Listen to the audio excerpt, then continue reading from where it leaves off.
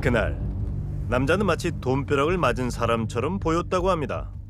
음료수 하나 샀어요. 여기서 와서 순간 이렇게 봤는데 돈이 요 정도는 되는 것 같아요. 5만 원까지. 편의점에 들어와 음료수 하나를 골라 들고 지갑을 꺼내는 그의 주머니에는 5만 원권 다발이 가득했습니다. 7, 800원 되지 않을까? 이렇게 우리 돈을 하도 많이 만지니까 입장 정도는 이상 된다는 거 딱 봐도 알고. 허름한 옷 속에 1,000만 원이나 되는 돈을 넣고 다녔다는 수상한 남자. 더 놀라운 장면은 그 뒤에 벌어졌습니다. 물건값 지불했는데 지불하려면 하나에 그래서 딱 사봤으니까. 어디선가 갑자기 나타난 10여 명의 형사들이 그를 체포한 겁니다. 수갑을 안고 채우는데 세체 못 가고 무슨 일을 돌리었나 보다. 그걸 해고 나서 시주를 같더라고. 사치가 어떻다 위기했어. 그러니까.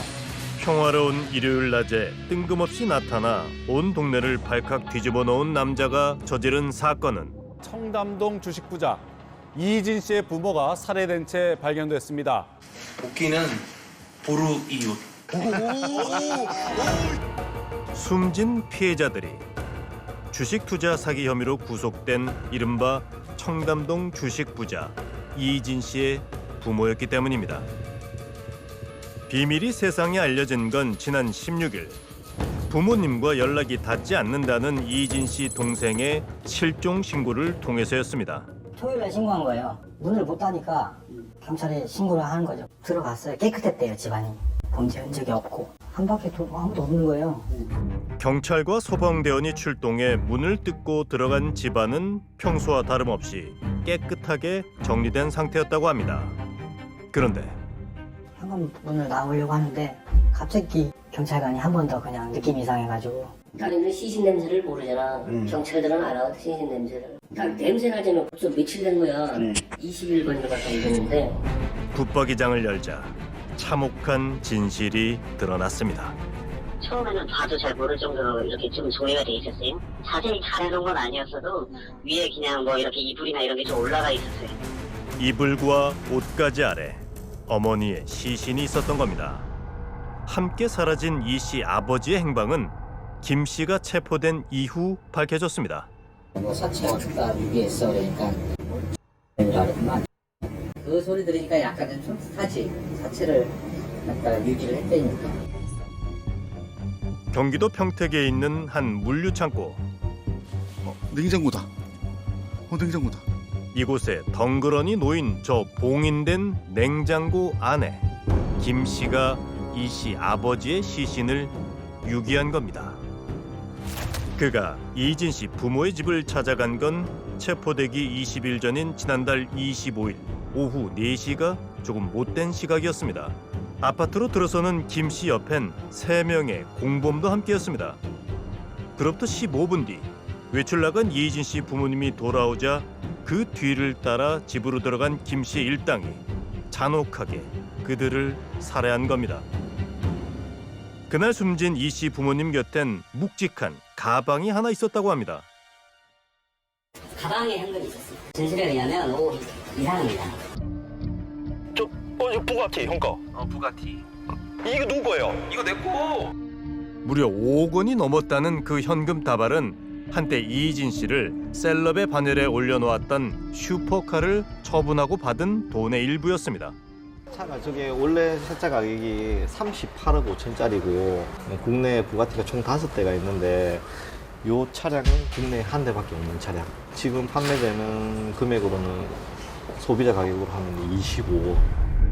전 세계에 딱 500대밖에 생산되지 않아 중고 시세만 무려 20억 원이 넘는다는 부가티 베이론. 이진 씨와 함께 구속됐다 먼저 출소한 동생이 사건이 벌어지기 직전 이 차를 매각한 겁니다. 시세보다 싼 15억 원의 가격을 합의하며 이런 조건을 덧붙였다고 합니다. 최근에 2월 27일 정도에 현금 5억을 준비해달라. 5만 원권으로. 3월 25일 11시에 이 자리에서 만나기로 했어요. 스포츠 가방에다가 5만 원짜리 다발을 담아서 주고 저희는 그날 이제 이전을 했죠. 그 뒤 이 씨 동생은 부모님을 만나 이 5억 원을 맡겼고 공교롭게도 돈가방을 받아 집으로 돌아온 직후 부부는 살해됐습니다. 이 모든 게 우연이었을까? 지금 정황으로 봤을 때는 우연이라 하기엔 너무 돈 유통한 거, 뭐 돈이 뭐 어디 있다, 뭐 그걸 어떻게 알았고 왜 그렇게까지 치밀하게 준비를 했는지 무조건 풀려야 되겠다, 그 의문은. 범인들은 이런 사실을 어떻게 알고 부부에게 거액의 현금이 들어오던 그 순간 범행을 저지른 걸까? 범행 이후 주범 김다운과 공범들의 행동에도 이상한 점이 많습니다. 공범 3명은 사건 발생 약 2시간 만에 사건 현장을 떠나 중국으로 달아났습니다. 하지만 김 씨는 다음 날 이삿짐 센터를 불러 이 씨 아버지의 시신을 담은 냉장고를 평택의 창고로 옮긴 뒤에도 20일 동안이나 그 주변을 배회했습니다. 대체 이유가 뭘까? 한때 한국의 워렌 버핏 등으로 불렸던 이희진 씨는 주식 투자 사기 혐의로 구속돼 1심에서 징역 5년과 벌금 200억 원, 추징금 130억 원을 선고받았습니다. 사기를 쳐가지고 했다라고 하면 이희진 개인한테 받아야 되거든요. 회사 명의로라도 해놓으면 그것도 받을 수가 없는 상황인 겁니다. 그렇기 때문에 피해보기 상당히 어려운 상황이었습니다. 근데 대부분은 자기 거의 맨 마지막 재산이라고 생각하는 이 사람이 희망이다라고 생각해서 투자하신 분들이 많았거든요. 그 때문에 세간에선 이번 사건이 이희진 씨를 믿고 투자했다 큰 피해를 입은 이들이 벌인 복수국이 아니냐는 의혹도 제기되고 있습니다.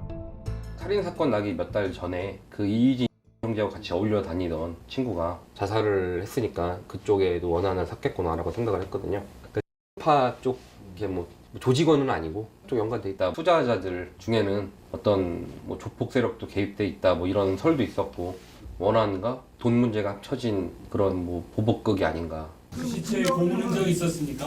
여기서 제가 말씀드릴 수 있는 거는 그 유족이나 피해자분들 거의 정해되고 그래서 뭐 그런 형태에 대해서 설명드리는 거는 적절하지 않은 것 같습니다. 정말 이들 부부의 죽음은 아들이 벌인 사기 사건과 관련이 있는 걸까? 그런데 구속된 그 남자 김다운의 입에서 나온 말은 당혹스럽습니다. 제가 안 죽였습니다. 피해자들께 한 말씀 없으세요? 억울합니다. 내가 죽이지 않았다.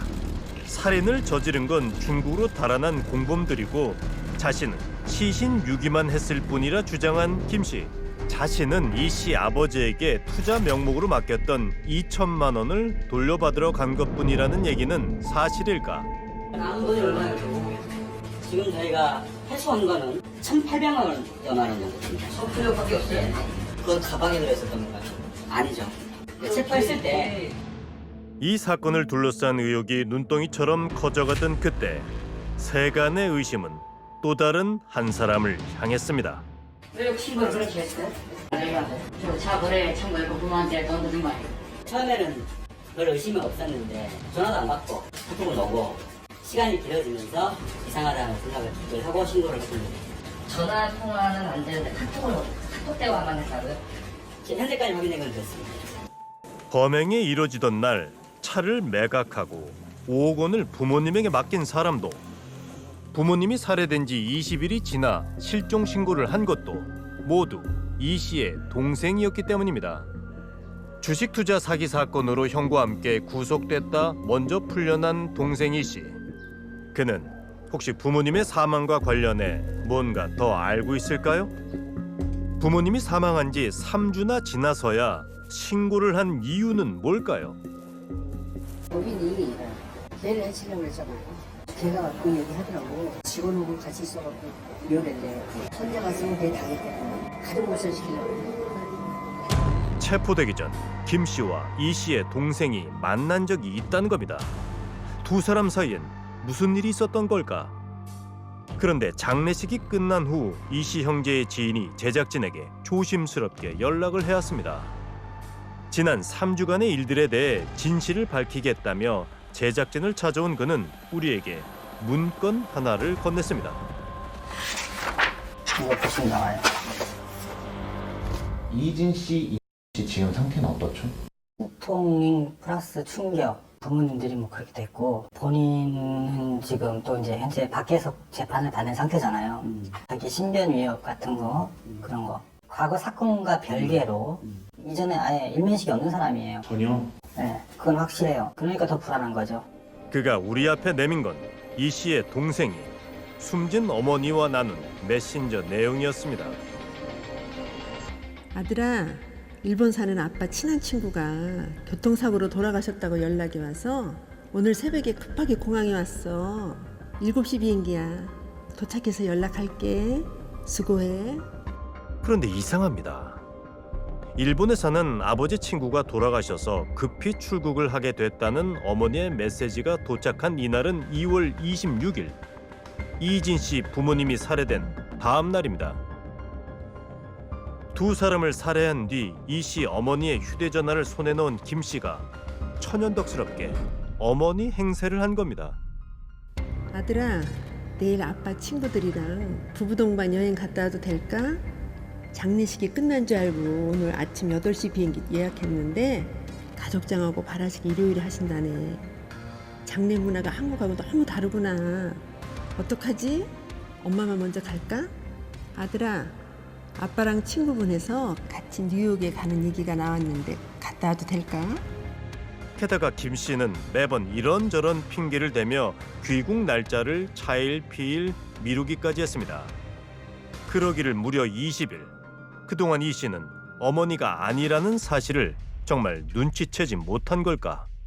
티가 안 나더냐고 하니까 안 났다고. 오늘 얘가 조금 스터디한 것 같아요. 말투, 그 전에 있었던 일, 엄마와 아들 사이밖에 모르는 내용을 한 번씩 하니까 자연스럽게 더 했던 것 같다고. 엄마가 어떻게 말투를 썼고 아들아 부르는 건 뭐 하여튼 예를 들어 그런 것도 다 공부했겠죠. 무슨 얘기 주고받았는지 건들을 다 살펴본 거네요.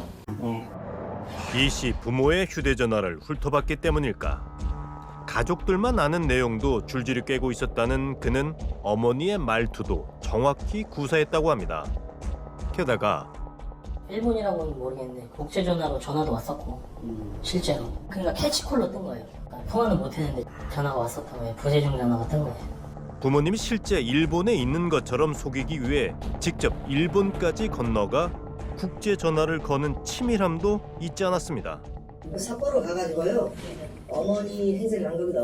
어머니가 실제 살아있는 것처럼 삿포로에 도착해가지고 사진을 찍어가지고 그 아들 그 톡으로 사진을 보냈던 겁니다.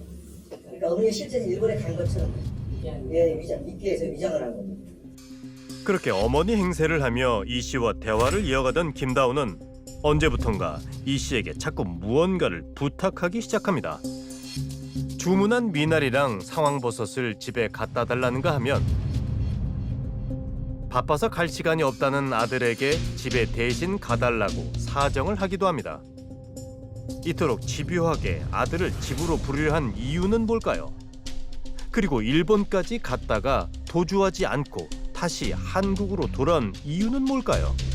이진 씨의 부모님을 살해한 지 2주일이 지난 3월 11일 여전히 숨진 어머니 행세를 하던 김 씨는 이진 씨 동생에게 유능한 사업가를 소개하겠다며 만남을 주선합니다.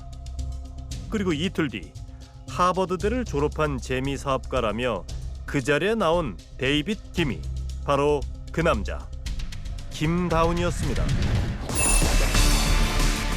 그가 검찰에 송치되던 지난 26일 궁금한 이야기 Y 사무실로 한 통의 제보 전화가 걸려왔습니다. 깜짝 놀랐어요, 방송 보고. 저는 CCTV만 보고도 따라가겠더라고요.